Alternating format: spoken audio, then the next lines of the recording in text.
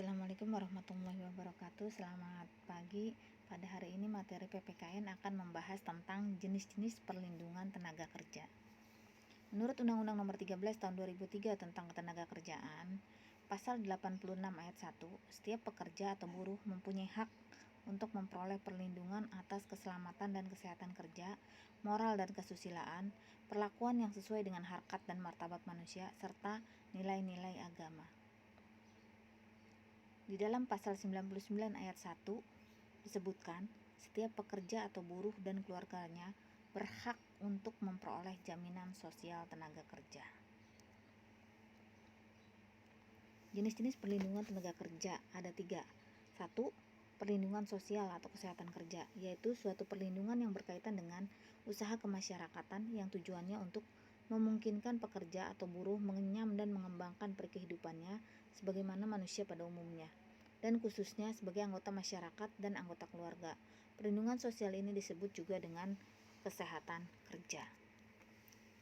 2. Perlindungan teknis atau keselamatan kerja, yaitu suatu jenis perlindungan yang berkaitan dengan usaha-usaha untuk menjaga agar pekerja atau buruh terhindar dari bahaya kecelakaan yang dapat ditimbulkan oleh alat-alat kerja atau bahan yang dikerjakan. Perlindungan ini lebih sering disebut sebagai keselamatan kerja. 3. Perlindungan ekonomis atau jaminan sosial, yaitu suatu jenis perlindungan yang berkaitan dengan usaha-usaha untuk memberikan kepada pekerja atau buruh suatu penghasilan yang cukup guna memenuhi keperluan sehari-hari baginya dan keluarganya, termasuk dalam hal pekerja atau buruh tidak mampu bekerja karena sesuatu di luar kehendaknya. Perlindungan jenis ini biasanya disebut dengan jaminan sosial. Prinsip-prinsip perlindungan tenaga kerja. 1. Keselamatan kerja. Bagi pekerja atau buruh, dengan adanya jaminan perlindungan keselamatan kerja ini akan menciptakan suasana kerja yang tentram dan kondusif, sehingga para pekerja atau buruh akan fokus pada pekerjaannya dan tidak was-was apabila sewaktu-waktu terjadi kecelakaan kerja. Bagi pengusaha, dengan adanya pengaturan keselamatan kerja ini akan meminimalisir terjadinya kecelakaan kerja yang berakibat pada pemberian jaminan sosial. Bagi pemerintah dan masyarakat, dengan adanya peraturan keselamatan kerja yang ditaati, maka apa yang direncanakan pemerintah akan mensejahterakan masyarakat akan tercapai dengan meningkatnya produksi perusahaan, baik dari segi kualitas maupun kuantitas.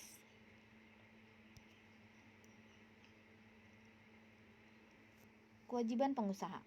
Keselamatan para pekerja atau buruh di tempat kerja merupakan tanggung jawab pemimpin atau pengurus tempat kerja atau pengusaha. Kewajiban pengusaha atau pimpinan perusahaan dalam melaksanakan keselamatan kerja terbagi menjadi 2. 1. Terhadap tenaga kerja yang baru bekerja.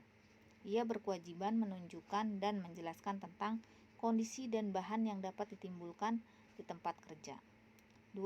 Semua alat pengaman dan pelindung yang diharuskan. 3. Cara dan sikap dalam melaksanakan pekerjaan. 4. Memeriksa kesehatan baik fisik maupun mental tenaga kerja bersangkutan. 2. Terhadap tenaga kerja yang telah atau sedang dipekerjakan. Ia berkewajiban melakukan pembinaan dalam hal pencegahan kecelakaan dan penanggulangannya. Memeriksa kesehatan fisik dan mental tenaga kerja secara berkala. Menyediakan secara cuma-cuma alat perlindungan diri bagi tiap pekerja. Masang gambar atau undang-undang keselamatan kerja. Melaporkan setiap peristiwa kecelakaan di tempat kerja ke kantor Departemen Tenaga Kerja setempat. Membayar biaya pengawasan keselamatan kerja ke kantor perbendaharaan negara. Menaati semua peraturan keselamatan kerja. Hak dan kewajiban pekerja atau buruh. Dari sudut tenaga kerja juga memiliki hak dan kewajiban dalam melaksanakan keselamatan kerja. Kewajiban-kewajiban tersebut diantaranya memberikan keterangan yang benar bila diminta oleh pegawai pengawas atau ahli keselamatan dan kesehatan kerja, memakai alat perlindungan diri yang diwajibkan, dan memenuhi dan menaati semua syarat keselamatan dan kesehatan kerja yang berlaku di tempat kerja atau perusahaan yang bersangkutan. Faktor penyebab kecelakaan kerja. Faktor manusianya, misalnya karena kurangnya keterampilan atau pengetahuan atau salah penempatan. 2. Faktor materialnya atau bahannya atau peralatannya, misalnya bahan yang seharusnya dari besi dibuat dari bahan yang lebih murah sehingga mudah menimbulkan kecelakaan. 3. Faktor bahaya atau sumber bahaya. Terdapat 2 sebab, yaitu perbuatan berbahaya, misalnya metode kerja salah, keletihan.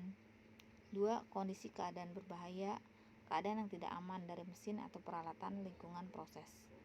4.